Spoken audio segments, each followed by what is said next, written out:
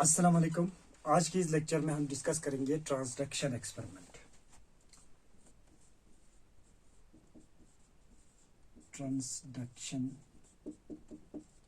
Experiment, इस experiment को perform किया गया 1952 में by two scientist, that is Hershey and Chase. और उन्होंने यहाँ पे एक्सपेरिमेंटल मॉडल के तौर पे इस्तेमाल किया नंबर 1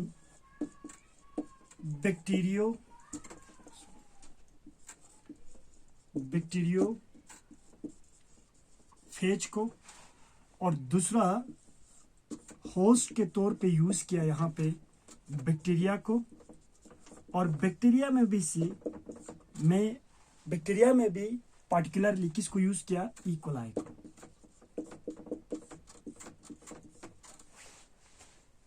अब देखो, इससे पहले की जो एक्सपेरिमेंट से ये प्रूफ नहीं हुआ था कि डीएनए जेनेटिक मटेरियल होता है।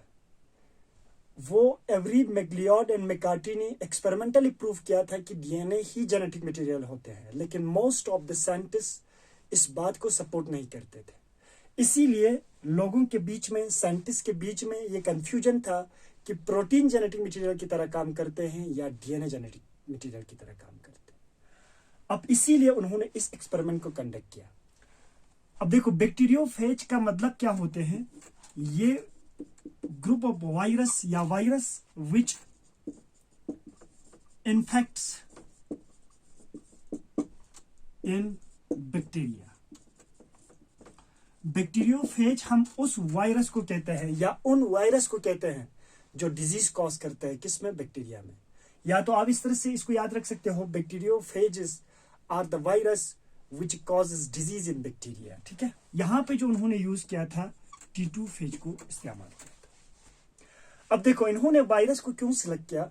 क्योंकि कंफ्यूजन रहा था कि प्रोटीन्स एंड डीएनए में। अब ट्रांसडक्शन में क्या होते हैं? जब वो वायरस किसी होस्ट सेल सरफेस के साथ अटैच होते हैं तो उसका जेनेटिक मटेरियल को वो क्या कर देते हैं? इंजेक्ट कर देते हैं होस्ट सेल में। अब जो मॉलिक्यूल्स उस बैक्टीरिया के अंदर, उस होस्ट सेल के अंदर जाएगा, वही तो जेनेटिक मटेरियल होगा। ठीक है। क्या वायरस अपना प्रोटीन को अंदर छोड़ते हैं होस्ट सेल के, या डीएनए को छोड़ते हैं? इसको देखने के लिए उन्होंने बैक्टीरियोफेज को इस्तेमाल किया। क्योंकि आप जानते हैं वायरस जो होते हैं ये दो मेन कंपोनेंट्स का बना होते हैं। इसके होल जो कंपोजिशंस होते हैं, इसमें या तो प्रोटीन्स होते हैं, और प्रोटीन के साथ प्रोटीन का एक कवरिंग होते हैं, शेल होते हैं, जिसके अंदर प्रोटेक्टेड फॉर्म में प्रेजेंस होता है जेनेटिक मटेरियल। इसका क्या होता है? जेनेटिक मटेरियल होता है। अब ये जेनेटिक मटेरियल यहाँ पे वायरसेस में दो किस्म के होते हैं। सम वायरस है genetic material as a DNA, while other virus genetic material क्या होते हैं? आरएनए होते हैं। ज्यादातर वायरसेस में भी डीएनए जेनेटिक मटेरियल होते हैं, लेकिन यहाँ पे कुछ some viruses are RNA virus. जैसे कि एग्जांपल में आप लिख सकते हो टोबैको मोज़ेक वायरस, या इसी तरह से जो अभी हमारा जो कोविड-19 है, जिसकी वजह से कोरोना होते हैं, इसका भी जेनेटिक मटेरियल क्या होते हैं? आरएनए होते हैं। अब ये समझने के लिए, जब ये वायरस किसी होस्ट सेल के ऊपर अटैक करते हैं, उस टाइम पे ये अपना जेनेटिक मटेरियल क्या ये प्रोटीन्स को अंदर छोड़ते हैं या डीएनए को अंदर छोड़ते हैं? इसको समझने के लिए उन्होंने क्या लिया? बैक्टीरियोफेज को इस्तेमाल किया। ठीक है।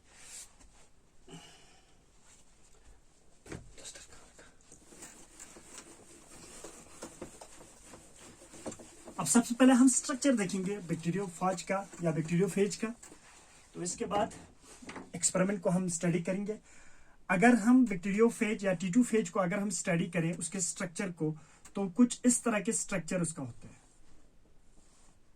यहां पे इसका एंड प्लेट होता है, और यहां पे इस तरह से कुछ टैल लाइक स्ट्रक्चर होते हैं, जिसको हम क्या कहते हैं? टैल फाइबर कहते हैं। इसको क्या कहते हैं? Tail fibre. और इसके अंदर होते हैं इस तरह से इसका जेनेटिक मटेरियल। इस ऑटरमोस्ट कवरिंग को या शेल को कहते हैं कैप्सिड। क्या कहते हैं? Capsid. And this capsid is made up of a particular type of protein subunit. The subunit of the protein is known as capsomere. Capsomere. तो कैप्सोमियर क्या है? प्रोटीन सबयूनिट है। तो तो इसका आउटरमोस्ट शेल किसका बना है? प्रोटीन्स का बना है। क्योंकि मैंने पहले ही डिस्कस किया था, वायरस का दो ही मेन कंपोनेंट्स होता है, एक प्रोटीन्स होता है, दूसरा जेनेटिक मटेरियल होता है। और ये रीजन्स और ये बाकी जो टेल फाइबर जो हेल्प करते हैं अटैचमेंट में, और इसको कहते हैं एंड प्लेट, ये सभी किसका बना होता है? प्रोटीन्स का बना होता है। लेकिन इसके अंदर ये क्या है? जेनेटिक मटेरियल है। T2 फेज में जो जेनेटिक मटेरियल होता है, that is DNA is genetic material. यहाँ पे क्या होता है? डीएनए। ये एक बैक्टीरियोफेज का, पार्टिकुलरली T2 फेज का क्या है? स्ट्रक्चर है। अब देखो इसके बाद एक्सपेरिमेंट में उन्होंने क्या किया, मैं स्क्रॉल कर देता हूं। यहाँ पे आप लोग जानते होंगे कि वायरस, उसको हम क्या कहते हैं? बायोलॉजिकल पजल्स कहते हैं। क्यों कहते हैं बायोलॉजिकल पजल्स? क्योंकि जब ये वायरस होस्ट सेल के बाहर रहते हैं तो हम इसको नॉन लिविंग कंसिडर करते हैं। जब ये होस्ट सेल के ऊपर पहुंचते हैं तभी हम इसको क्या कहते हैं? लिविंग कहते हैं, लिविंग कंसिडर करते हैं। ऐसा क्यों? क्योंकि reproduction is a unique future, या is a future of, is a characteristic features of the living organism. ये तब तक अपने नंबर को नहीं बढ़ा सकते हैं जब तक ये होस्ट के अंदर नहीं पहुंचते। इसीलिए होस्ट के अंदर जब पहुंचते हैं तभी हम उसको क्या कहते हैं? लिविंग कंसिडर करते हैं। उससे पहले होस्ट के बाहर, without host, non living consider करते हैं। अब देखो एक्सपेरिमेंट तो उन्होंने क्या किया? वायरस को कल्चर किया। वायरस को कल्चर हम कैसे कर सकते हैं? तो सबसे पहले उन्होंने T2 फेज या T2 वायरस को, इस वायरस से इंफेक्शन करवाया। किसको? ई कोलाई को। अब इस ई कोलाई के यहां पे क्या बढ़ा? ई कोलाई को ग्रो किया किसी कल्चर मीडियम में। तो सपोज यहां पे हमारे पास दो ई कोलाई है जिसको इन्फेक्ट किया गया है, किससे? इस वायरस से। तो उन दो बैक्टीरिया को उन्होंने कल्चर किया दो अलग अलग मीडियम में। देखो फर्स्ट उन्होंने 2 कल्चर मीडिया सेलेक्ट किया। एक कल्चर मीडियम में उन्होंने सोर्स रखा फास्फोरस 32, और दूसरे कल्चर में उन्होंने सल्फर रखा 35। ऐसा क्यों? क्योंकि ये दोनों क्या है? रेडियो एक्टिव है। अब देखो इसको समझने के लिए, जैसे कि हमारे पास जो डीएनए मॉलिक्यूल्स हैं और जो हमारे पास प्रोटीन है, क्योंकि वायरस दो ही कंपोनेंट्स का बना होते हैं, प्रोटीन्स या जेनेटिक मटेरियल। डीएनए में फास्फोरस क्या होते हैं? ये प्रेजेंस होते हैं, लेकिन सल्फर यहां पे क्या होते हैं? एब्सेंस होते हैं। ठीक उसी तरह से प्रोटीन्स में फॉस्फेट एब्सेंट होते हैं और सल्फर यहां पे क्या होता है? प्रेजेंस होते हैं। अब ये जो यहां पे रेडियो एक्टिव जो सबस्टेंस है, ये इन्फ्लोरेसेंस शो करेगा, लाइट इमिट करेगा, तो उसके लोकेशन को, उसके पोजीशन को हम ट्रेस कर सकते हैं। इसीलिए उन्होंने यहां पे radio labelled phosphorus 32 and radio labelled sulphur 35 को इस्तेमाल किया। ठीक है। अब देखो सल्फर दो ही एमिनो एसिड में प्रेजेंस होते हैं, क्योंकि 20 amino acid responsible for the synthesis of particular proteins. इसीलिए सल्फर सिर्फ इस 20 एमिनो एसिड में से सिर्फ दो ही एमिनो एसिड के पास सल्फर प्रेजेंस होता है। अब मैं उनका नाम लिखता हूं, एक होता है मिथियोनिन एंड दूसरा होते हैं cysteine. Cysteine and methionine are the only amino acid which have sulphur. And methionine के पास जो सल्फर होते हैं वो सल्फर बॉन्ड फॉर्मेशन में पार्टिसिपेट नहीं करते हैं, लेकिन सिस्टीन के पास जो सल्फर होते हैं वो बॉन्ड्स फॉर्मेशन में पार्टिसिपेट करते हैं। रीजंस, मिथियोनिन में सल्फर इंटरनल होते हैं और सिस्टीन में सल्फर क्या होते हैं? टर्मिनल होते हैं। ये भी याद रखना आपको। ठीक है। अब इसके बाद उन्होंने देखो क्या किया, ये क्या है? रेडियो लेबलेट है या radio active phosphorus 32 and radio active sulphur 35 का इस्तेमाल किया।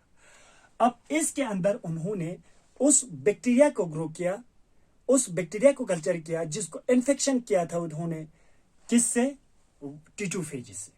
अब जब यहां पे वायरस जब बनेंगे, उनका डीएनए, न्यू डीएनए जो सिंथेसिस होगा, उनमें फास्फोरस चला जाएगा और उनका जो प्रोटीन ऑटोनमस जो कोट है, कैप्सिड जो बनेगा, उनमें प्रोटीन्स सल्फर 35 होगा। ठीक है। तो उन्होंने क्या किया? देखो फर्स्ट स्टेप, फिर इसके बाद bacteria were infected with radio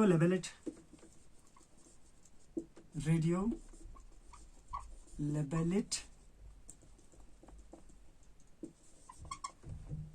radio labelled bacteriophages, ठीक है। अब उन्होंने क्या किया, ये जो यहां से जो वायरस को उन्होंने आइसोलेट किया था और यहां से जो वायरस को उन्होंने आइसोलेट किया था उसको अलाउ किया न्यू बैक्टीरिया को इन्फेक्शन करने के लिए। किस तरह से, देखो उन्होंने कल्चर किया था दो अलग अलग कल्चर मीडियम में। अब मैं इसको इस तरह सेपरेट लिखता हूं। सपोज ये हमारे पास इकोलाई है, ये हमारे पास इकोलाई है। ये इकोलाई का अपना क्या है, जेनेटिक मटेरियल है। ये क्या है, इकोलाई बैक्टीरिया। अब इस इकोलाई को उन्होंने इन्फेक्शन करवाया उस वायरस से जिसका डीएनए जो है लेबेलिट है, या हम इस तरह कहें जिसको यह वायरस लेबेलिट विथ फॉस्फोरस P32, क्योंकि आप जानते हैं फॉस्फोरस क्या होते हैं, ये कंपोनेंट्स होता है डीएनए का, ठीक है। अब जब देखो फर्स्ट स्टेप यहां पे क्या है, इन्फेक्शन। इन्फेक्शन में क्या किया, इस बैक्टीरिया को इन्फेक्ट करवाया, किससे, रेडियो लेबेलिट वायरस से। पहला सेपरेट एक्सपेरिमेंट था। दूसरा देखो उन्होंने यहां पे दूसरा इकोलाई लिया, बैक्टीरिया लिया, और यहां पे ये वायरस है। अब मैं स्ट्रक्चर इस तरह से बनाता हूं, बेसिकली इसका स्ट्रक्चर इस तरह से होता है, ठीक है। और यहां पे ये वायरस कौन सा है, ये वायरस है सल्फर 35 लेबेलिट। तो यहां पे जो प्रोटीन कोड बनाया होगा वहां पे क्या होगा, रेडियो एक्टिव होगा। इसके बाद देखो इन्फेक्शन के बाद ये क्या करेगा, जो यहाँ पे पिन प्रोटीन्स होते हैं उसकी मदद से यहाँ पे होल बना देते हैं उसके प्लाज्मा मेम्ब्रेन में, जिसकी मदद से ये अपनी जेनेटिक मटेरियल को इस होस्ट सेल के अंदर, ई कोलाई के अंदर क्या करते हैं, इंजेक्ट कर देते हैं। इंजेक्ट करने के बाद ये जो वायरस इस सेल के साथ अटैच रहते हैं, इसको सेपरेट करने के लिए दूसरा जो स्टेप होता है इस एक्सपेरिमेंट में, उसको कहते हैं ब्लेंडिंग। अब मैं अलग से लिखता हूं यहाँ पे। एक्सपेरिमेंट फर्स्ट क्या हुआ, इन्फेक्शन। इन्फेक्शन में क्या किया, bacteria were infected with radio labelled bacteriophages in separate experiment, ठीक है। दूसरा ब्लेंडिंग। अब देखो ब्लेंडिंग का मतलब क्या होते हैं, agitation of bacterial cell, agitation of bacterial cell. Bacterial cell को क्या करते हैं, एजिटेट करते हैं, उसको घुमाते हैं। किसके लिए, जब हम एजिटेट करेगा तो क्या होगा, as a result of which